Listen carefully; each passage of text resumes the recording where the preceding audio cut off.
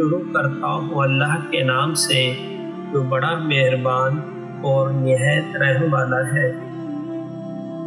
حالات چاہے جتنے بھی برے ہوں، اپنے رب سے ہمیشہ بہتر کی امید رکھنا۔ استغفار کے آنسو بھی سکون دیتے ہیں۔ تہجد میں مانگی گئی دعاؤں کا نہ تو دنیا کچھ کر سکتی ہے نہ ہی نصیب۔ وہ نصیب لکھنے والی ذات جو دلوں میں خواہش ڈالتی ہے، وہ خواہشوں کو نصیب میں بدلنے پر بھی قادر ہے۔ تم لوگ بناتے رہو پائلٹ اور انجینئر، میں تو اپنے بچوں کو حافظ قرآن بناؤں گا۔ یا رب وہ صبر عطا کر کہ پھر جس کے بعد کبھی حوصلہ نہ ٹوٹے۔ تہجد کی نماز تو اتنی خوبصورت ہے جس میں اللہ نے ہر سجدے میں قبولیت کا انعام رکھا ہے۔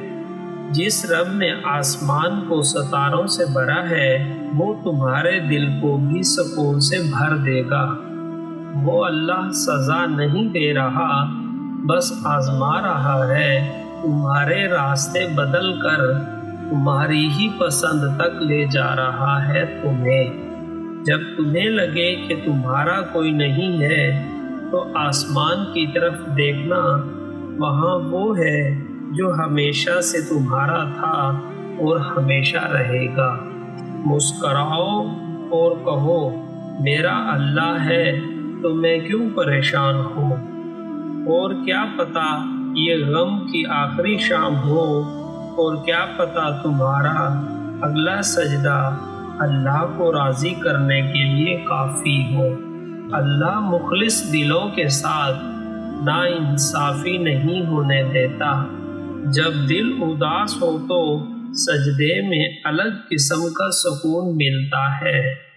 کتنا کمال کا منظر ہوگا جب ہم جنت کی وادیوں میں اپنے نبی صلی اللہ علیہ وآلہ وسلم سے قصے سنیں گے۔